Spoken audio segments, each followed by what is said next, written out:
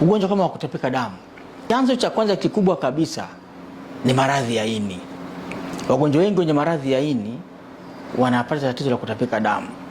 Sasa pia maradhi ya ini yenyewe yamegawanyika, lakini kuna wagonjwa wanatapika damu sio kwa sababu ya maradhi ya ini kama ini, bali visababishi vyake vinapelekea ini kushindwa kupata damu vizuri.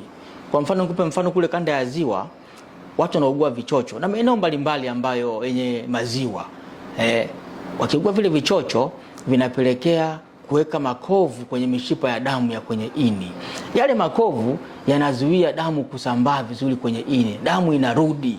Damu ikirudi inafanya mishipa ya damu inavimba ya kwenye koo, na wakati bandama linaongezeka, na mwisho wa siku mshipa wa damu ukivimba unaweza ukapasuka na mtu akamwaga damu. Hasa ile damu ikimwagika kule tumboni, mgonjwa anaweza akaitapika ama akainya kama choo chenye haja kubwa ambayo ni nyeusi.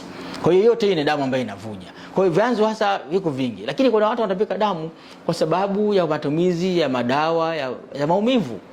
Hizi dawa za maumivu pia zinapelekea mtu wakati mwingine kutapika damu kama ukizitumia mara nyingi au kwa muda mrefu zaidi, kwa sababu utapata kidonda kwenye tumbo na hatimaye unaweza ukatapika damu. Kwa hiyo kutapika damu pia unaweza ukawa na sababu ya saratani. Na saratani kwenye tumbo la chakula, saratani hile inavuja damu, unatapika damu. Niseme kwa kifupi tu kwamba magonjwa yote haya ya kutapika damu vyanzo vyake vinachunguzwa na pia vinaweza vikatibiwa katika utaalamu wa kibingwa na bingwa ubezi ndani ya hospitali ya Muhimbili. Lakini pia wakati mwingine unaweza ukatapika damu kwa sababu ya uwepo wa bakteria wanaoitwa H pylori. H pylori mwenyewe hasababishi kutapika damu, lakini madhara yake ya muda mrefu atapelekea kidonda kwenye tumbo na hatimaye kile kidonda kikufanya utapike damu. Kwa hiyo chanzo ndio cha kuzuia. Kama ni H pylori, hakikisha kwamba unakunywa maji yaliyokuwa salama, unakula chakula ambacho ni salama ambacho kina H pylori. Lakini cha muhimu zaidi ni kuweza kupima mara kwa mara, kufanya uchunguzi wa mara kwa mara ili kutopata hizi hatari za kutapika damu.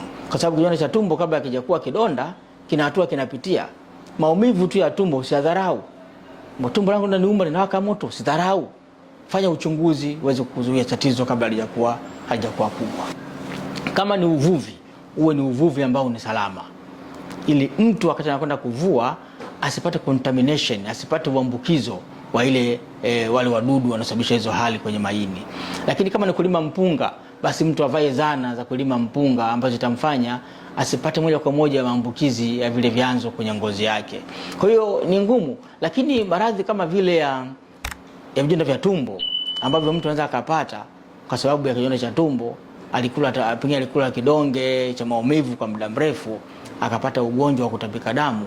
Pia tunawafanya watu waelewe ya kwamba kutumia dawa za maumivu bila sababu ya msingi ni kitu hatari. Kuna imani potofu juu ya dhana nzima ya kutapika damu ambayo jamii zetu imekuwa nazo.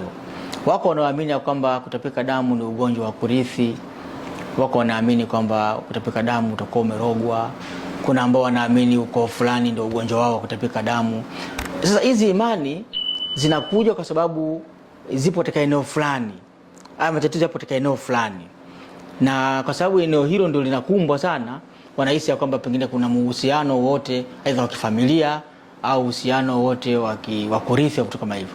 Ila ikiwa kama nyinyi wote kwenye familia fulani ni wakulima au ni wavuvi, mtapata maradhi yanayofanana. Hiyo ndio kawaida. Kila kazi unayofanya ina riski zake, ina hatari zake. Kama ukiwa wewe mvuvi baharini au mvuvi wa kwenye mto, wa kwenye ziwa, baharini sio sana, lakini kwenye maziwa haya na mito, maji yanayotuama, kupata maradhi kama hayo ni jambo la kawaida, kwa sababu ni mambo ambayo yanawakuta watu wanaopata kazi kama hizo. Kwa hiyo sio imani ya kwamba ni ukoo fulani au pengine ni imani ya kurithi kwamba ugonjwa huu ni wa kurithi. Hapana. Lakini ni kweli ya kwamba yako maradhi yanawezekana ya kurithi, maradhi kama ya saratani. Ukitapika damu kwa sababu ya saratani ya utumbo, inawezekana ikawa kuna familia fulani huko katika ukoo hiyo hali. Lakini maradhi kama yale ya tunayozungumza ya shida za ini ambazo pengine zinasababishwa na vichocho na nini, haisababishi na kurithi, bali ni mazingira yetu tunayoishi nayo na hali zetu ndio yanapelekea maradhi kama haya. Na ile imani ya kusema kwamba pengine mtu fulani amerogwa kwa sababu ya kupata ugonjwa unaofanana na mtu fulani, hizo ni imani, lakini hazina uhusiano wote wa kitaalamu wa kupata magonjwa hayo. Na ugonjwa huu wa kutapika damu kwa kweli ni ngumu sana kunasibisha na kutoka, kwa sababu vyanzo vyake vinajulikana.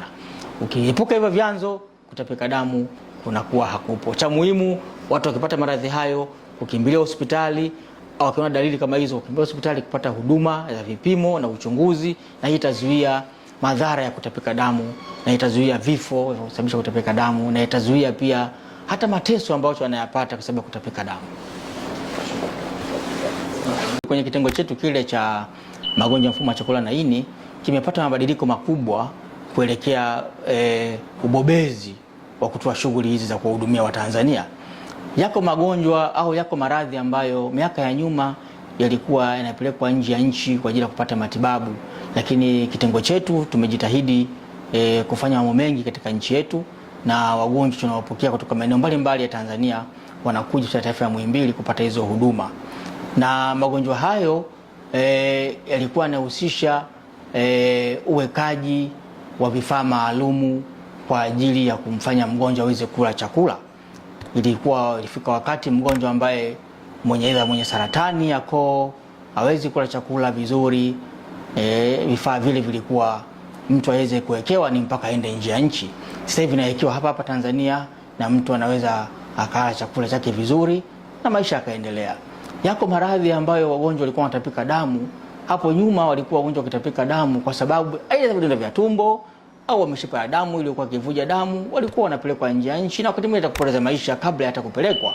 Sasa hivi huduma hizi zinapatikana kwa taifa Muhimbili, tunafunga ile mishipa ya damu vizuri, tunabana mishipa ya damu vizuri na kuokoa maisha ya watu wengi. Kwa hiyo huduma hizi za kibingwa na kibingwa bobezi zimekuwa zikiimarika siku hadi siku, na hii hali inasaidia sana kuokoa maisha ya Watanzania.